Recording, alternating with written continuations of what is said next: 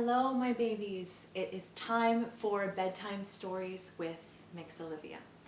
Today, first, I would like to introduce you to my reading buddy. This is Alejandro, and he was given to me by one of my favorite people in the whole world. If you have a reading buddy at home, I want you to grab them now and snuggle in, and I'll read you your story. Today's story is from Australia, where my dad was stationed when he was a captain in the Navy. And when I was a little girl, he sent me back this book so I could know that he was reading to me, even though he was all the way across the world and I couldn't see him. So today, I'm going to read it to you. And it's called Koala by Mx.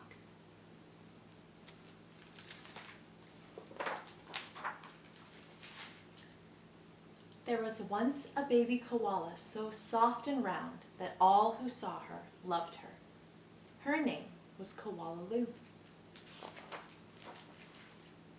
The emu loved her, the platypus loved her, and even tough little Koala Claus next door loved her. But it was her mother who loved her most of all. 100 times a day she would laugh and shake her head and say, "Koala, I do love you." Whenever she stretched in the early morning sun or climbed a gum tree or bravely went down the path all by herself, her mother would smile and say, "Koala, I do love you." The years passed and other koalas were born. Brothers and sisters for Koala. Soon, her mother was so busy she didn't have time to tell Koala that she loved her. Although, of course, she did. Every night, as she curled up under the stars, Koala thought about the times when her mother had looked at her and said, "Koala, I do love you," and she longed for her to say it again. One night, Koala had a splendid idea.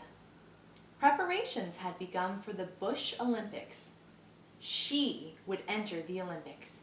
She would compete in the gum tree climbing event, and she would win, and her mother would fling her arms around her neck and say again, "Koala, I do love you." Koala began her training right away. She jogged and puffed and lifted weights and panted. She hung from a branch with one claw at a time till she ached. She did push-ups till her stomach hurt, and last of all, she climbed the tallest tree that she could find, over and over and over again. Sometimes her mother would watch her and ask, "How are you going, Blossom?" "Fine, just fine," Koala would reply. At last, the day of the Bush Olympics arrived. Koala Claus had also entered the gum tree climbing event, and everyone knew how fast she was. But Koala wasn't scared. She saw her mother in the crowd and imagined her saying again, "Koala, I do love you." Her heart filled with hope. It was Koala Claus who went first. Her climb was a record-breaking 22 meters in 70 seconds flat. The spectators whistled and cheered and wildly waved their party hats. "Can I do better than that?" wondered Koala. "I must." As she stepped toward the tree, a hush fell over the crowd. "On your mark," said the kookaburra. "Get set. Go!" Koala leapt onto the tree. Up and up and up she climbed.